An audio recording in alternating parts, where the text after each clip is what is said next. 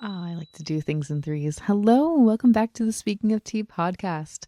I am your host, Rochelle, and today I'm going to be talking about the holidays and, just a whole bunch of things in between with that. And why not start off with a little bit of jingling bells in the form of brass little bell things that cling together. Oh, wow, it's been a really lovely holiday time here. Been celebrating mostly been here in Port Alberni. Maybe a trip into Nanaimo for a minute or so. But yeah. Oh, it's been super nice. I've been celebrating in different ways the holidays with Yule and Solstice and Christmas. All in different fashions. So yeah. Solstice was really nice. Um got together over at the United Church and we did some like lantern making and just talking. It kind of became a women's circle, which was nice. Uh, and Yule was an awesome vegan feast um, over with my friends and Cashew Catering. They amazing with their baking or if they're cooking. I'd help do some baking because she's like, I'm not a baker. You get the Yule log. I'm like, oh, I'm doing a Yule log. Okay, let's look up on how to do that. And what turned out amazing, the chocolate cake and the cream in the middle, and then the chocolate frosting on the top. Oh my god. I went through great efforts for a couple different projects to go and find some like piping bags for spreading frosting. And on like a couple of the projects that I was going to be using it on, like just totally the icing did not work out well for it. And I was really just spreading things by knife, but it worked. It worked with the Yule log to give it like a nice actual, it seemed like a very nice like dark brown bark like texture on the outside. Oh, so delicious. And I'm gonna talk about baking, but I'm gonna get back to the baking. But and then also Christmas was kind of like a, I guess, seeing a few different people and having little gatherings and stuff. But yeah, we ended up going out for Indian dinner with some friends because, well, family's coming in late over on the ferry from Vancouver, and it's like, yeah, no, we don't need to cook. Let's just go out. So that worked out. And playing music and singing Christmas songs or whatever songs we felt like at the house and decorating a tree. I've taken part in decorating a couple of trees. Personally, I don't actually have a tree at home, but I do have these really nice twisted willow branches that a friend had from a friend harvested earlier in the year. So I had decorated different spots in my house with these. But it's really cool, these like willy, like twisty, um, like yeah, branches. And like little like kind of twigs coming off. So I was able to decorate it up with some different ornaments, and it has just a cool texture to it. It's like woody, and you can see all the ornaments through it. So anyway, that was a fun way to make use of what I have. I don't have space for a tree in my house. I don't need, I don't know. I don't need that. I'm a single woman. I'm space that I'm making work for myself. So I don't need that, but I can do whatever with what I've got. So it's great. And a couple more and ornaments have kind of grown on it this year. So uh yeah, I don't know. It's like developing your life as an adult. Part of it means getting new ornaments that are of your own collection. And everything that I used to have is just over with my mom at her house, and that goes onto her tree. So uh, yeah, it's kind of like a whole new world, you know? Strange.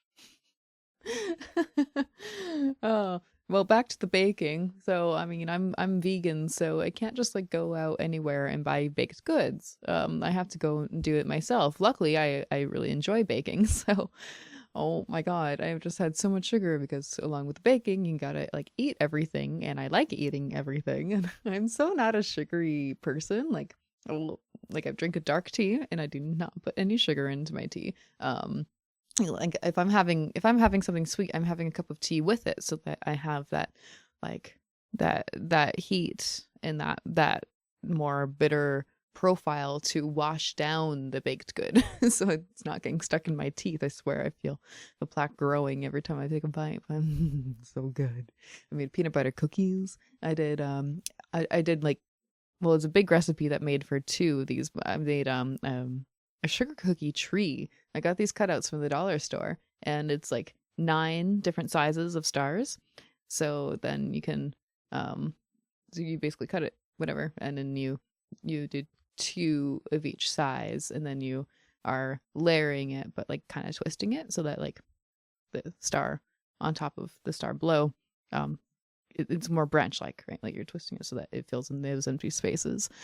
Anyway, made 2 of those. Oh, amazing. The first frosting, not as much my favorite. The second one was more of like a buttercream one. That was way better. And that Yule log that I did. That's what I made. And then there's what a few other people have made too. Oh, chocolate cream pie. Oh, I guess I'm eating that instead of a real meal today. Just I swear I was trying yesterday. And then I still end up with chocolate cream pie. We made with tofu. Pretty awesome, actually. Like, and like you wouldn't have any idea that that's something, that's more of like a savory kind of meal sort of thing, but it's wow, just amazing. It's more like a cream when it's made into that form and stuff. So, wow. I'm having a black nectar black tea. It's quite nice. It has like these like kind of like a honey like sort of texture to it, and like it just like doesn't go bitter. Not that I make tea bitter anyways, because I'm good at steeping it. But earlier I had tea called the Divine Madman, and oh my god, before I even tasted it, I was just like woohooing. Oh, it's an exciting one. You just taste it and you're like, oh.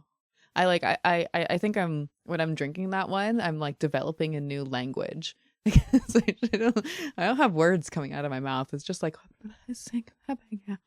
oh. That was actually pretty good, accurate representation when I'm not, in the moment actually having it. So I've had several different tea gatherings throughout this month. I'm really excited to be starting doing that with my tea house, I guess. It's my house, but the living room is the tea house. And it's a really nice way to use my space, invite people over, and just have them enjoying tea and showing them how it's, it can be experienced as like this way to just engage and hang out and talk and everything. And we still have this like center point of the tea that I just kind of keep steeping like a ninja. People are like, wait, when did the tea get into my cup? I'm like, well, just sometime a little bit ago. You should drink it now. Oh, it's great. And how receptive people are to trying different kinds of tea and everything, and it's exciting and stuff. And yeah, and I also did serving tea ceremony today. That's what I'm just coming out of, and so there's just really good vibes and feeling coming from that. Like these 3 people were here, and then they were tasting and enjoying, and enjoying moments of silence, but also then the conversation ended up kind of being about like natural things. But we ended up talking about gardens and I don't know what else. I mean, we talked about like the tea mountains in China and stuff, but I don't know. It was just like really connecting to the hearts, and that was really special. So that's definitely that's what I've been leaning towards offering. It kind of like, it's one of those things. It takes like the right moment to have actually like, okay, this person, has requested it, and I totally want to offer it, and I can offer it. And I was nervous actually. Like, I have served and shared tea with so many people, but like to do it more like really properly, like I was actually a little nervous, and but in that I just kept cleaning my house and getting everything ready, and like brought out little like snacks and stuff for it, and like to taste along with the tea.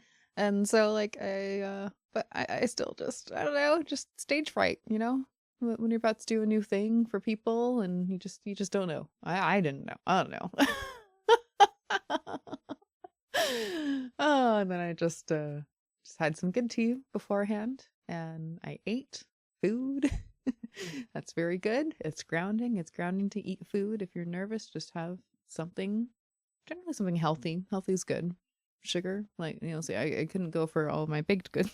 It's that, I don't know. Yeah, that can get you all jittery and or excited and stuff, which would be fine as well. But anyway, I ate broccoli and cheese, vegan cashew, smoked cheese. Oh my god, I make this smoked cheese recently. Wow, amazing. Lapsang souchong. You don't even have to go and get that liquid smoke stuff, whatever. Lapsang souchong. That is your answer to smoked goods. Voila. Anyway, it was really nice. Like, as soon as they walked into the door, I'm like, okay, they've got such a great energy and great attitude. Like, it's just, this is going to go smoothly, however it's meant to go. No, I'm not like so, like, offering as a tea ceremony. Like, I did need, draw attention to the tea, to silence, and just being with yourself and with your heart, and just releasing things. And then it just naturally, like, conversation happened, but we kept to the focus of tea. Speaking of tea, and it was really nice. I'm glad. I'm just really glad about how that went, and my nerves were, I don't know, what do you call it? Not lessened, but they were, no, not healed. What is the term I'm looking for? 1 second, breathe. Soothed. My nerves were soothed. Yeah. So I don't know. I feel like I just already talked about a bunch of the stuff I was meaning to talk about, but maybe I'm just gonna take a little pause here and do a little bit of musicking. Ready?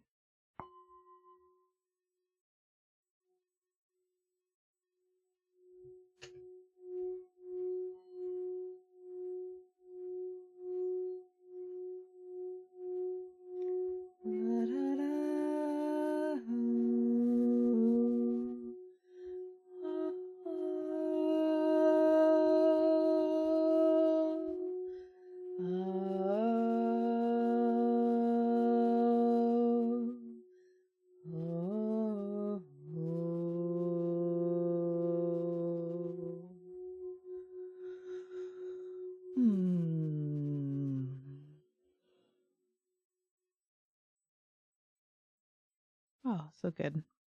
You evokes memories and things that I do want to say. I guess I do like to bring up talk like celebrating solstice and Yule. What does it mean to me? It's nope. When I'm focusing on those kind of celebrations, it's really bringing me into thinking about the earth and cycles. Um like the solstice is the darkest time of the year, and um I actually kind of appreciate this dark period. Maybe I'm just connecting with the season, and yeah, it speaks to different areas in my heart too. I don't know, I like celebrating these dark vibes. I mean, because we think about like the light and everything, but we also need to focus in on the shadow self, and the shadow self is also beautiful. It's not dark, it's not evil. There's a lot of love there. It's like this hibernation mode in the season. So it's just really it's powerful.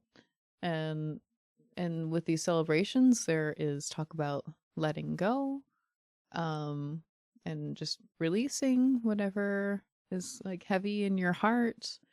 And so it's these moments to really face yourself. It's like it is a celebration and connecting to the earth, but it is actually facing what is in your heart, and what is bringing you joy, but also what is bringing you perhaps misery. And in celebrating in this way, it makes it less, I don't know, you don't have to feel vulnerable. I mean, be vulnerable, like, and that's a great thing, but you don't have to feel like it's a scary thing to be showing yourself, because once you start opening up and sharing these different feelings, you're going to find a lot of people actually connecting to what it is that you're going through. And that's what I've been finding recently about just being open and bringing up things in my heart and things that are going on. And other people have their own stories to connect with that. And then you don't have to feel alone with what you're going through. And I mean, even if whatever it is particularly that you're going through, you could be the only one, but still people can just relate or listen and care. And it's there's just a lot more when you when you're opening up to this different modalities, I guess. I don't know. And then like I think having a fire on solstice, there is like there's a prompt, by somebody, like write something down on a piece of paper, something you need to release, and then put it into the fire. So then that is an intention that is set.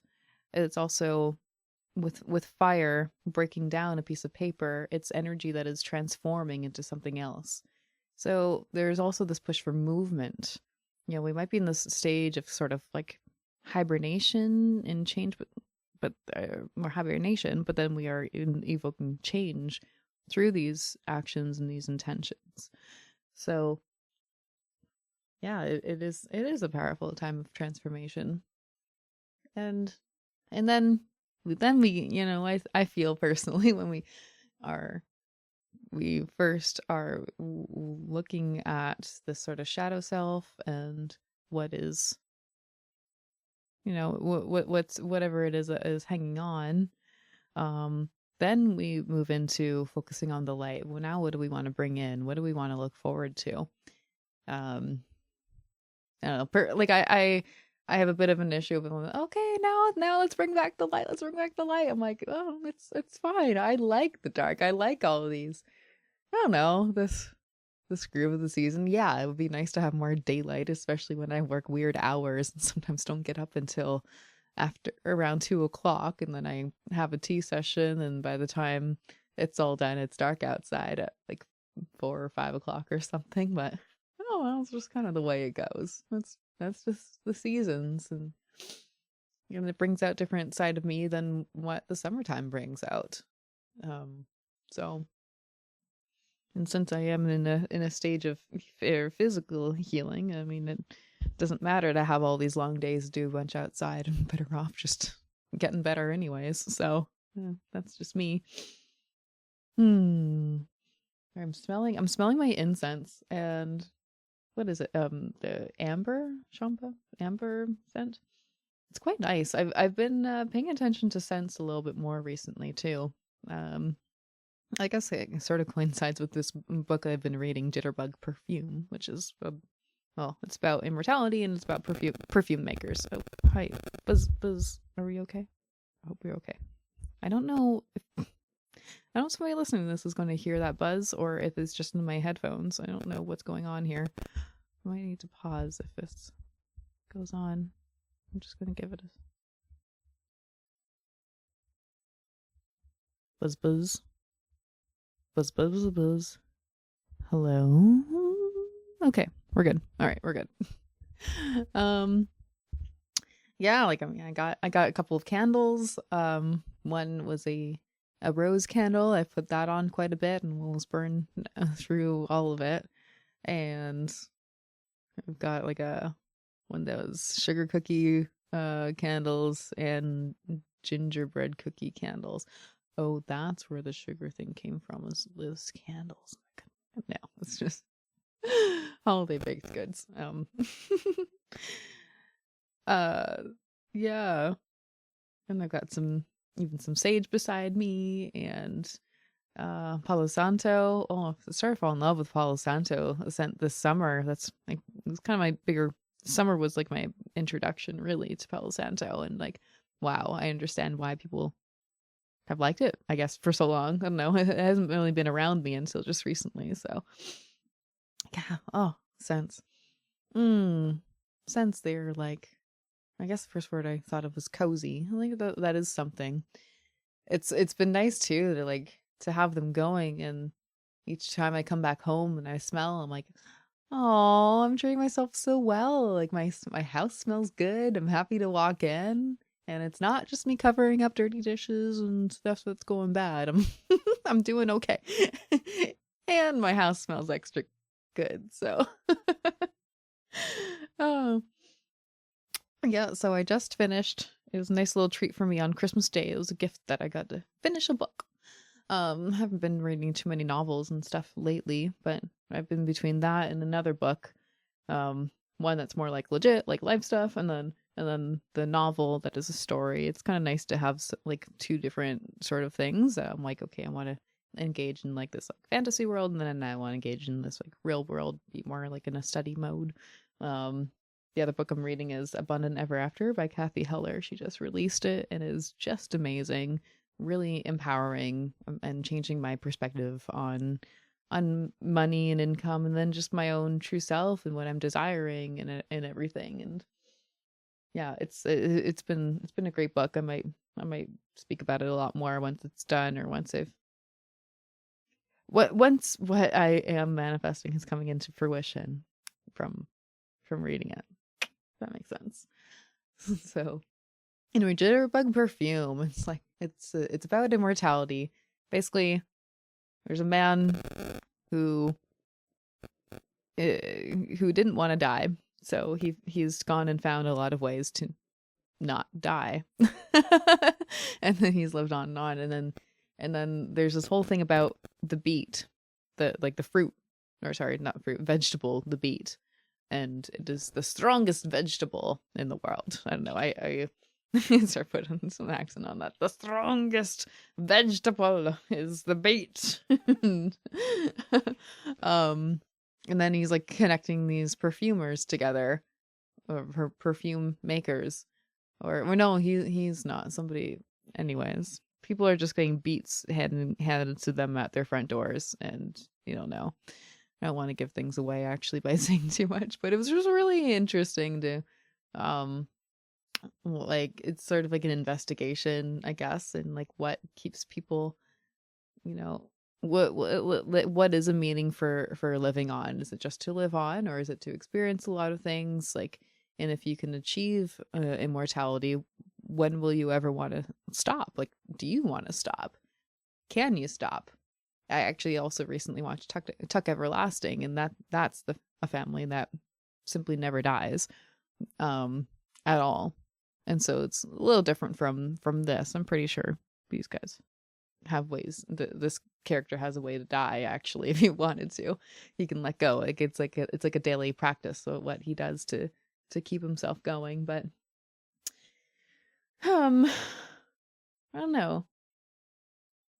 Just like, I think I need to maybe reflect a little bit longer on the book. But it was just really, yeah. I don't know, it was an engaging tale, and it's so funny written too. It's like there's a story, and it jumps to different timelines, and it works with like about different people and stuff too. But like the writer is just like, he like like everything works, but there's a lot of randomness. Like it's like he'll like mention something, and then kind of like it's like listening to somebody going on their own little tangent in their minds about this particular thing, and then come back into the story. But and then but he can create these nice little metaphors and come right back full circle in this like little blip of a paragraph or a page, depends on how long this little rant is going on for. uh yeah, no, that was great. It was just great to have a novel that I could sink into again, because it's just taken a while. Well, I don't know, no, that's not true. I was reading some books while I was healing too, so I don't know. So like, here's something that I wrote about, kind of about the book. It's some sort of influence from the two books that I've been reading, but it was once I finished the book and I just meditated a bit, I ended up writing this little thing. We are light. All of us humans are endless, abundant vessels of light. We transform that light into energy and connect it to every vibrating molecule in the universe. How closely everything is connected. We draw in light and become light constantly. Darkness cannot linger, not in consciousness.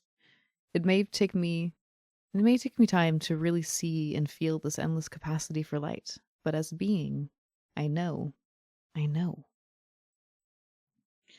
It's not it's not just to see the light, but see our light. We are light beings. Fragrance connects us to this creative energy. Creative is an adjective and a verb. Oh, adverb. We create we create by the light in our brains, jet fuel for the most profound mania. 'Tis humanity. Yeah, I this idea of light, I think it was like described that like we we draw in light from our heads or something, that we're kind of like plants, like we can draw in light and transform and create, and we vibrate everything outwards too, like we're vibrational beings, we're um there's like electromagnetic things like going on all the time, and really like we are connected vibrationally to everything around us, everything, even things that don't move, that are not electricity, but every little thing is actually like connected. I'm kind of like seeing myself right now like describing that as like I'm inside of like a video game, and like um I can like see like seeing like all of like the little um like squares and like outlines of every little thing, and they kind of have these like pulsing lights, but it's also like it's a grid pattern that is like depicting like the inside of my body and everything around, and like seeing this like moving my arm around in space, and how it kind of like moves the air in like moving energy and thermally. It's a cool image if you can put yourself there. I don't know. I don't know if I did well enough describing it, but my hands feel warm just describing that too. But I also practice Reiki, so I think while I'm talking about that and getting into the mode, my Reiki hands are glowing in a sense. Hmm. And if you're listening to this, I'm sending Reiki energy, healing energy, releasing and letting go. Breath. Breathe. Breathe. And pull up anything heavy from inside of you and release it. Pull it out. Release. Release. Release any tension and draw in love. Release tension, draw in love. While I've been having positive experiences during this holiday season, I'm also aware of like how many different people might have not have had like such a great time. It can be really stressful, obviously, getting ready for the holidays, and then seeing, well, family members. We're not all closely connected with our family members. It's not always easy for people. um I'm not connected with all my family members because of different things and circumstances. So really it's been this, I've been spending time with like friends, a sense of community and family that I've created and grown out here in the West Coast, and in my town. That, and it's been really special in that way. So I've really accepted that these are the people that I'm really spending time with. And sometimes people don't get a choice of who they're spending time with during Christmas time, and some do. And we don't always enjoy every encounter that we end up um, being being situated in. So, healing and love to anybody it was difficult for, and for any loss in the family too. That, you know, this could be your first Christmas without somebody that you care about, and that's hard. And we keep them in our hearts, and we grow, and it's a nice time to get together and share those stories. They won't be forgotten because you're thinking about them during this period. So just keep that in mind. You know, you're keeping them, their memory alive. You're keeping their legacy going on, and they appreciate that. They do. Their spirits will be with you, and they're feeling it. And speaking of which, I brought out my spirits postcards from Spirit and deck. I've probably already read that a few times in this podcast, but I don't know. Particularly, the spirits are with us. They're here. They're watching out, and ooh, again, that's not. vibrating for you, but it is for me. Uh, um, yeah. What do the spirits have to say for people celebrating? Even if they're not celebrating, so people are not celebrating during this season, but just for people who are needing a message during this time. I'm gonna put it at that. All right, let's see what we got.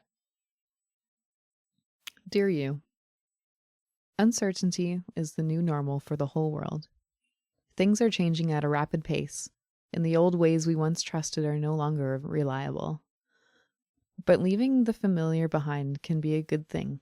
When you're pushed to step into the unknown, you are pulled forward into discovering new possibilities that have been hidden in plain sight. Check in with your higher power. Your soul knows better than your small self. Have faith in the support of a higher power and the infinite potential for your life. Right now, the advice we have for you is this. Try something new, do something different. You won't know how it feels, what it looks like, or what the outcome will be if you do not take the first step into the unknown and experience the unfamiliarity. You'll be so glad that you did this because the treasure will appear. We're so proud of you for being brave. You are so loved and so supported. Oh, that's really nice. I don't know how other people that might speak to, but it speaks to me. And, you know, in thinking about the new year as well coming up, because I don't know if I'm going to do a New Year's episode. We'll see. We'll see what happens if I do something that I really want to share or whatever. Of course, I just want to talk about whatever I want to talk about on this podcast. So anyways, for me though, I am really peering into new possibilities for what I want to do with my life. I'm really thinking about making online courses, and the idea of that is surrounding poetry writing. But I'm also thinking about online coaching, and I'm really feeling the potential to do that. I'm feeling very, very brave within myself, and coming into the sense of my own power and what I have to give to people, and I really feel that I can help guide somebody along their way. So this call to doing coaching is a really strong signal for me. And so this is this card saying to try something new, do something different. You won't know how it feels, what it looks like, or what the outcome will bring if you do not take the first step. So this is also me in my period of time putting my best step forward, taking the first steps towards doing this thing. As I'm talking about it, I'm still feeling kind of awkward and fragmented, but when I'm in the moment, when I'm in the flow, everything absolutely works. It totally does. And that is also my advice, my gift to you when you are if you're starting to see somewhere new that you want to go, your new experiences, new careers, new anything, just as soon as you're in the flow, like you got it. You absolutely got it. As I've been studying and considering, I'm more in the flow about it, and each little personal thing that I overcome, I know that I am on the right track. And as long as I keep working towards it and thinking about it, then it's going to work, because if I keep thinking about it, I'm not going to forget. I'm not going to let go. And the less scared I get about the possibilities. What have I had to be scared of? I don't know. Just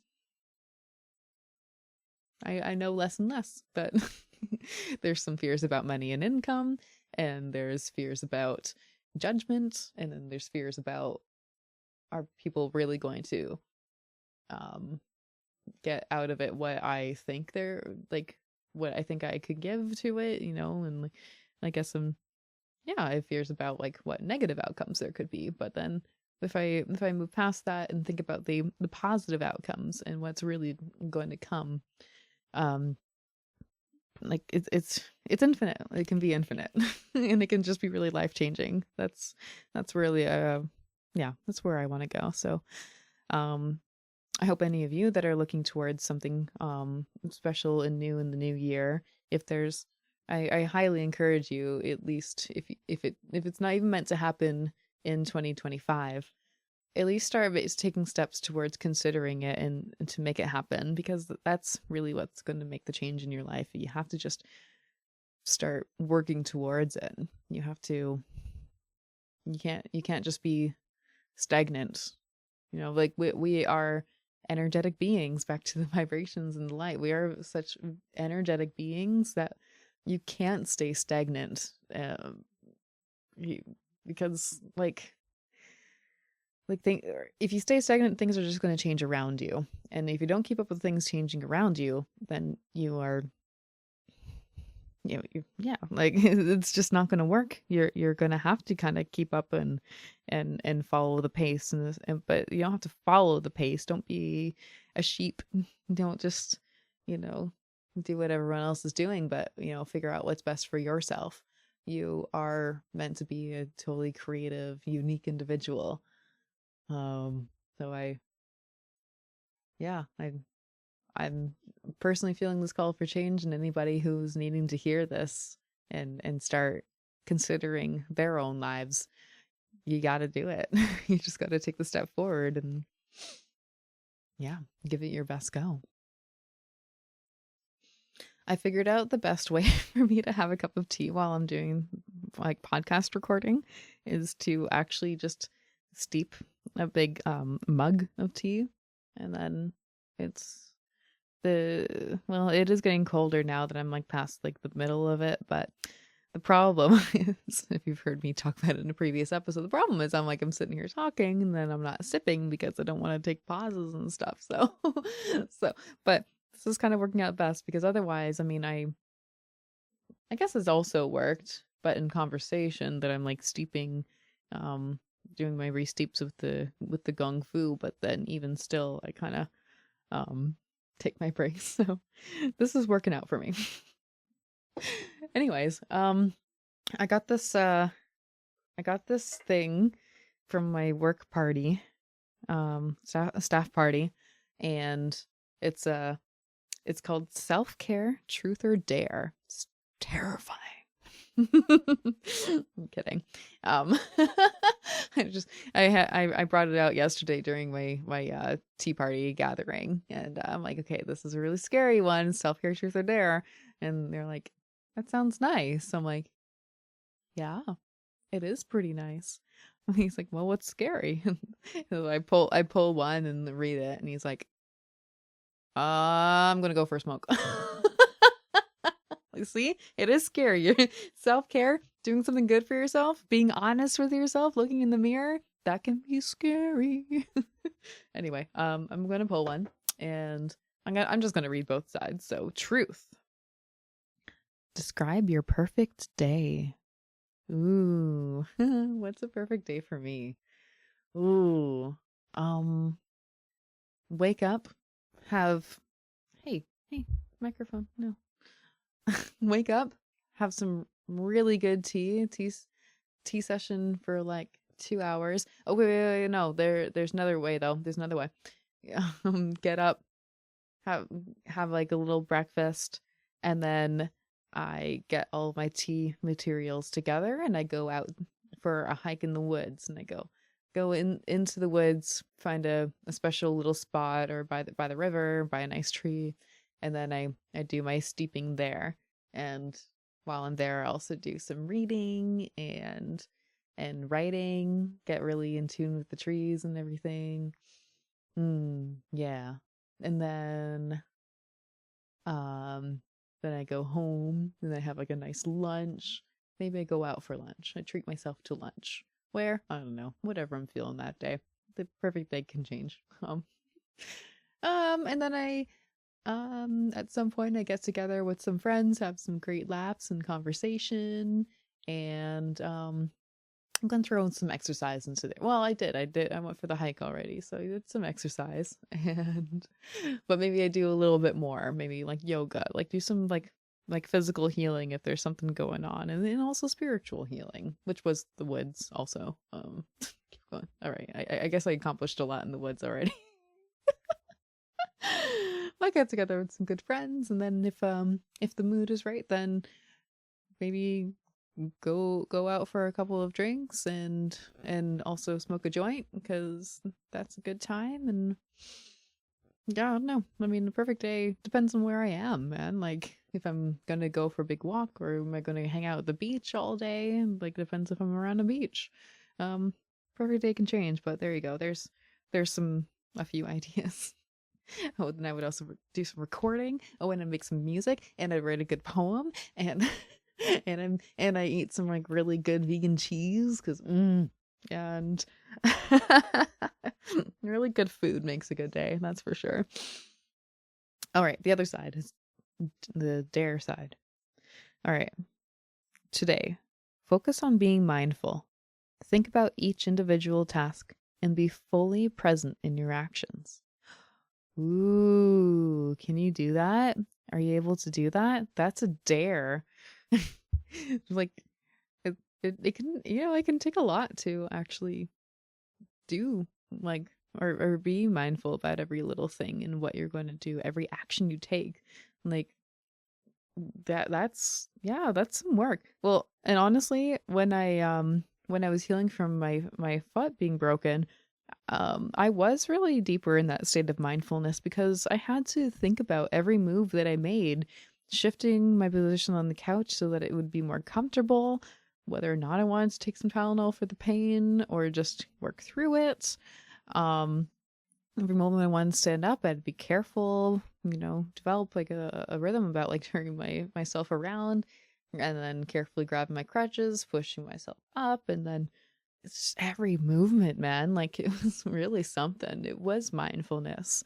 And then even like, when I'm landing at a certain spot and making sure I don't hurt myself on the way down. And like there's so much to it. Like it was like the ultimate mindful experience. Like yeah. And like now that I'm walking, like I'm I'm kind of taking advantage of the fact that I can walk. I've noticed that, especially with being busy, doing a lot of baking, getting together with people. And at one point, when I got over to my friend's place for our Yule feast, I'm just like, I just sit on the couch. I'm like, I'm done. Like, I can't, I've been way too much on this foot. And your body will tell you when you need to stop and slow down and everything. Your body is so smart. Like, it gives you the messages that you need to hear. And if you're not hearing the messages that your body or your soul are trying to give you, then something's going to happen. And maybe that's kind of why a broken limb happens like that too. I want to pull another one just for fun. All right, ready? Truth.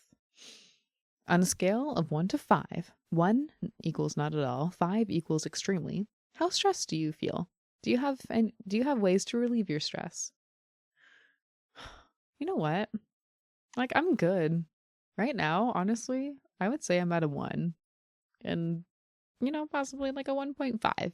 There's possibly little things, but like I feel like I'm at a 1 right now. Like I've done a bunch of celebrating and I overcame my fears and like did the tea ceremony today and like that was really awesome. There was nothing to fear.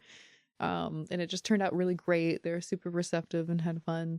And now I get to have a couple of days off work for my job with the Canadian Mental Health Association, so I don't need to be there and my days be like weird and whatever. I don't have to, really time out. Like I got a couple days free. So I've accomplished a lot. I've done all the things, and I got to relax for a few days until New Year's. I'm gonna throw a tea party as well. So yeah, all right, that's my truth. How about you? Think about it. On a scale of 1 to 5, how stressed do you feel? Do you have ways to relieve your stress? To answer that question, yeah, I do have ways to relieve my stress. Like I practice Reiki. If I need to really get in there, then I can work on myself energetically like that. Tea is always a wonderful way of relieving my stress. But sometimes, for example, going for a walk or to going out to the woods, spending time by water, like anything natural is a really good way to relieve stress. So if you needed any pointers, here's a few things. All right, dare. Make a date to spend quality time with someone you love. Ooh, quality time. In terms of love languages, I would say that's very much a high up for me is quality time. Yeah, it's like it's so special to like just be away from devices and distractions. When we're spending quality time, we might even be creating together, but we can be talking together, getting to know where each other are at, and we can heal, we can let go of things and get advice from one another and just share things that we enjoy talking about and everything. So yeah, quality time, that's so special. So yeah. All right. I will make a date for that. I think I've already been honestly been doing a lot of that lately, so I feel like it's done, but it's never done, so we'll figure it out. I'll have to find yeah, let's find someone for that one.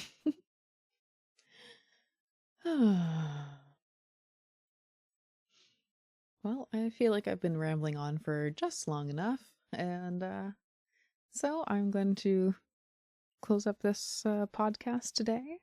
I really hope everybody had, if it wasn't really good holidays, then I really wish you the best of in 2025. And sometimes the new year is just a good mark and new sense of new beginnings to journey into.